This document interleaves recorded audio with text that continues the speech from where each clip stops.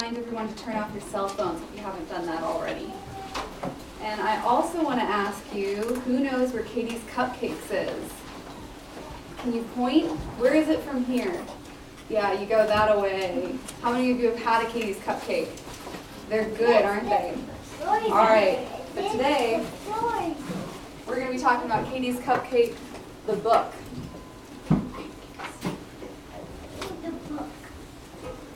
Authors Neil and Katie Swanson have owned and operated the award-winning bakery Katie's Cupcakes for the last 4 years. Ever wonder what happens when Katie's Cupcakes closes at night? Find out in the super cute new series of children's books that finds magic sprinkles bringing the cupcakes to life. Watch the bakery transform into the village of Katie's Cupcakes with characters such as Papa Peanut Butter, Nutty Nana, Veronica Vanilla, and Linda Lemon. Read along while the cupcakes come to life each night and avoid the meanest cupcake of them all, Frostella, and her helpers, Day-Old and Stumpy, in their attempts to spoil all the fun. So please join me in giving Katie and Neil a warm Village Books welcome.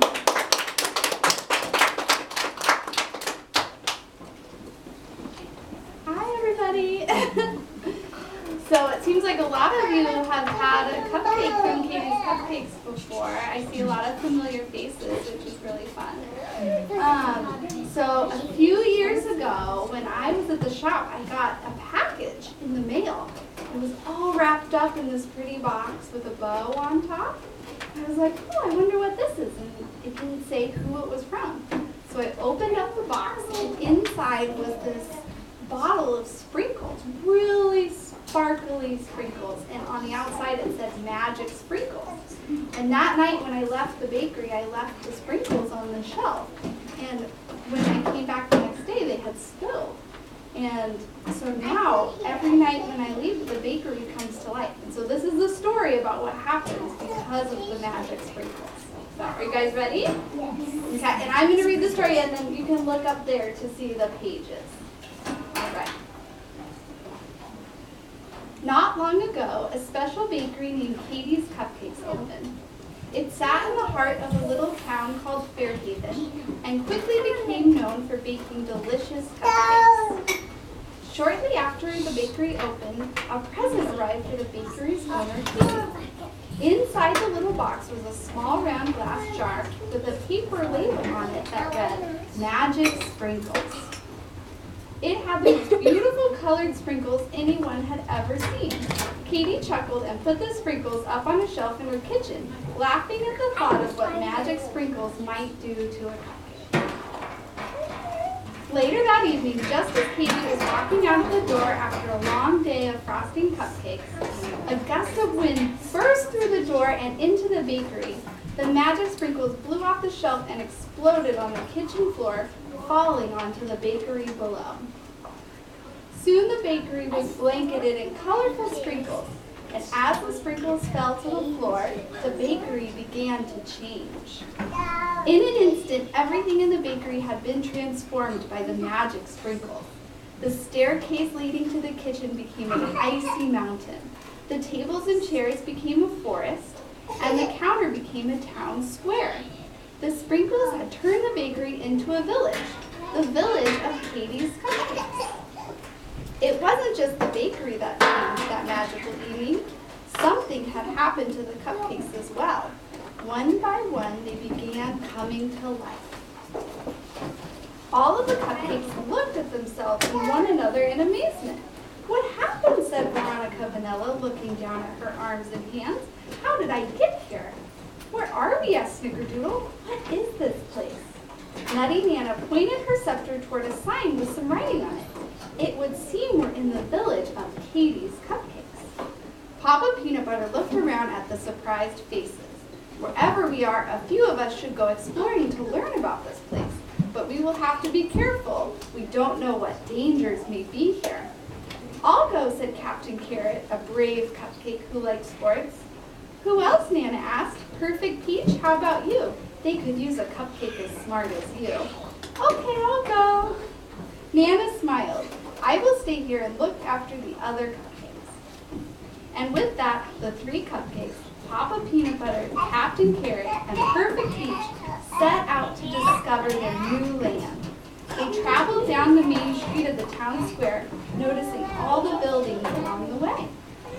There was a post office, a school, and even a candy store. At the end of the road, they turned off into the forest and headed toward an icy-looking mountain. It didn't take them long to discover a group of houses among the trees. They went inside a few of the houses to look around.